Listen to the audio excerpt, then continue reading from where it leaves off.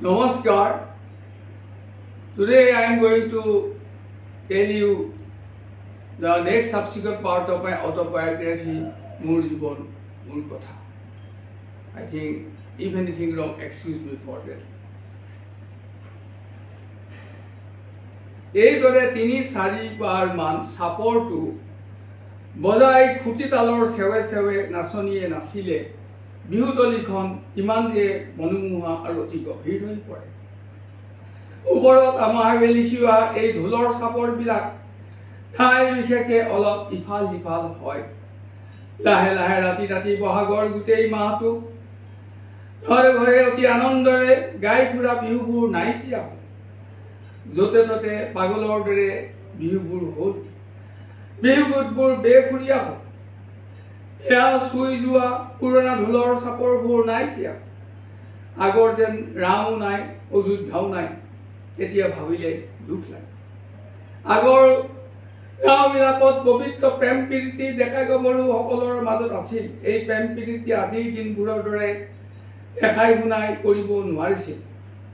নৈ ঘাটত পানী আনিবলৈ যাওঁতে বা ধাননি পথাৰবোৰত ধান দাই থাকোঁতে কোনেও নেদেখাকৈ মাত্ৰ কেতিয়াবা অলপ সময়ৰ কাৰণে সমুখাসমুখিকৈ কথা বতৰাবোৰে আৰু কেতিয়াবা আঁতৰৰ পৰা চকুৱে চকুৱে মনৰ কথাবিলাক কৈছিল। বিহুটি আহিলে কোনো প্ৰেমিক যদি ঢুলীয়া হয় আৰু ঢুলীয়াৰ যদি প্ৰেমিকা নাচনীজনীয়ে হয়, তেন্তে প্ৰেমিক ঢুলীয়াক ঢোলৰ চাপৰ মাৰি বিহুগীতেৰে নিজৰ মনৰ কথা নাচনী প্ৰিয়াক কয়। ল'ৰাজন গাঁওখনত অতি পাকৈ ঢুলীয়া হিচাপে ঢোলৰ চাপৰ মাৰি নাচনী প্ৰিয়াক নচুৱায়। ঢুলীয়া ককাই অতি দুখীয়া। সৰুতে তাৰ আই বোপাই ঢুকাল। একেবাৰে অকলশৰীয়া। আগলৈ পিছলৈ বুলিবলৈ তেওঁ কিছু নাই। বহু কষ্ট কৰি ডাঙৰ দীঘল হ'ল। এতিয়া সি ২৪ বছৰীয়া সফল ডেকা।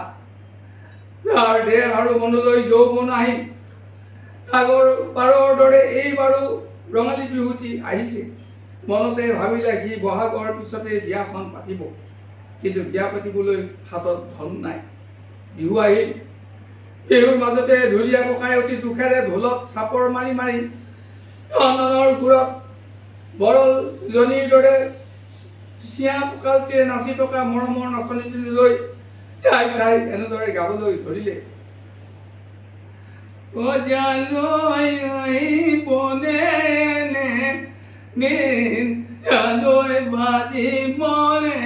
ভগাবিন ভগাবিন তুলিবনে মৰহালতা অজানো আহিবনে এদিন নৈ বাজিবনে ভগাবিন নৈ বাজিবনে ভগাবিন তুলিবনে মৰহালতা। এতিয়া ঢুলীয়া প্ৰিয়বৰক উৎসাহ দি নাচনীয়ে ঢোলৰ চেৱে চেৱে মৰমৰ চকুৰে চাই চাই অতি কোমলকৈ মনতে ক'লে, মোৰ তিলৰ লাড়ুটো সোণটো তুমি দুখ নকৰিবা। আমাৰ ভাল দিন আহিব। তোমাৰ ভগাবিনখনিও বাজিব। তুমি ৰোৱা মৰহালতা জিপিও খুলিব। এই বুলি মনতে কৈ পুনৰ নাচনীয়ে ঢোলৰ চেৱে চেৱে গাব ধৰিলে এনেদৰে।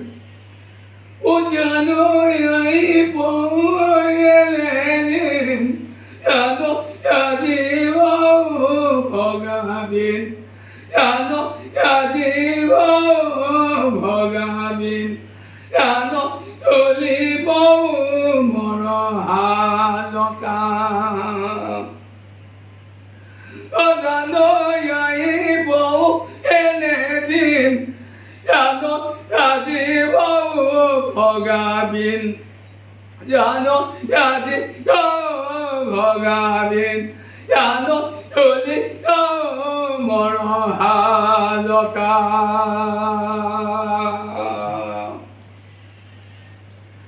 বিহুগীতে প্ৰকৃত সৌৰ্য প্ৰেম প্ৰকাশ পাইছে।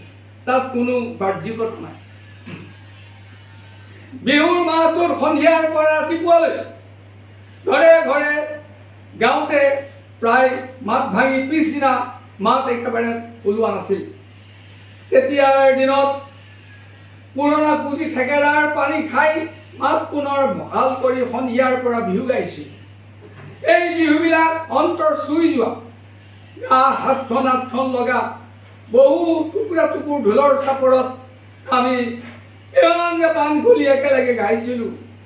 বিহু গাই মনতে অকল আনন্দে পোৱা নাছিলোঁ, শৰীৰৰ পোকবিলাকেও আন্তৰিক আনন্দ লাভ কৰি গোটেই বছৰলৈ সৎ কাম কৰিবলৈ প্ৰচুৰ শক্তি পাইছিলে। শুনিছিলোঁ বহাগত বিহু দীৰ্ঘদিনীয়াকৈ গালে মন আৰু শৰীৰ নিৰোগী হয়, দীৰ্ঘায়ু হয়। গৰু বিহুৰ দিনা আমি নিজে খেতি কৰা মৰাপাতৰ পঘা বনাই ঘৰৰ গৰুক পুৰণি পঘা গুচাই নতুন পঘা দিছিলোঁ। সেইদিনা গধূলা 101বিধ শাকেৰে ভাত খোৱাৰ উপৰিও মানুহ বিহুৰ দিনা গধূলা এডলীয়া কচু, সৰু বিলাহী, দাম নৈত নিজে মাছ মাৰি পোৱা পাভ বা লালুৱাই শিঙৰা ইত্যাদিৰে নানা ব্যঞ্জন আৰু কলা জহা চাউলেৰে ভাতেৰে এসাঁজ ঘৰৰ সকলোৱে মিলি মহা আনন্দৰে খাইছিলোঁ। আমাৰ বৌতীয়ে বনোৱা এনে ভাতৰ সোৱাদ ইমান তৃপ্তি আছিল, জীৱনত কেতিয়াও কোনো এসাঁজ ভাতত এনেকুৱা তৃপ্তি পোৱা নাই। আজিকালি পথাৰত কীটনাশক ঔষধ, ৰাসায়নিক সাৰত উৎপাদন কৰা কলা জহাৰ শৰীৰ মন জুৰুৱা গুণ নোহোৱা হ'ল, সোৱাদো নোহোৱা হ'ল। এডলীয়া কচুৰ জাতটো এতিয়া একেবাৰেই মৃত বুলিয়ে ক'ব পাৰি। অসমৰ দুই এঠাইতে পোৱা যায়। ই সাধাৰণতে হাবিত খৰালি ডাঙৰ দীঘল হৈ বহাগত নতুন থুৰবোৰ মেলে আৰু বাৰিষা মৰি যায়। মই আৰু বেনু ককাইদেৱে নামদাং নৈ পাৰৰ হাবিৰ পৰা মানুহৰ বিহুৰ দিনা পুৱাই সংগ্ৰহ কৰি আনিছিল আৰু মাহিতীয়ে আঞ্জাখন বনাবৰ কাৰণে যা যোগাৰ কৰিছিল আৰু সন্ধিয়া বৌতীয়ে অতি আনন্দেৰে বনাইছিল। গা গছডালত এটা মাত্ৰ অতি বহল পাতেৰে এই কচুজোপা হৈছিল আৰু সেইকাৰণে এই গোট কৰি তাৰ নাম থৈছিল এডলীয়া কচু। প্ৰত্যেকডাল কচু গছ হাবিখনৰ বহু দূৰত্বৰ ব্যৱধানত পোৱা গৈছিল।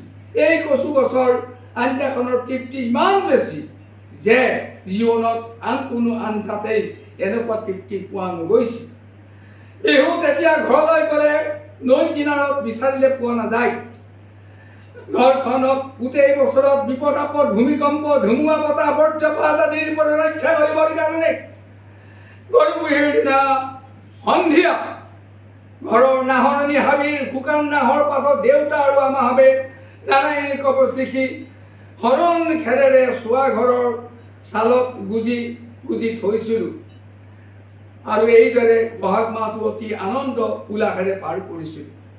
এই নাৰায়ণী কবচটো একচুৱেলি মই আপোনালোকক নাৰায়ণী কবচ কীৰ্তন পুথিখনৰ পৰা পঢ়ি মই আপোনালোকক শুনাইছিলোঁ আৰু তাৰ অৰ্থও কৈছিলোঁ। So let me stop today. Thank you very much. If anything wrong, excuse me for that.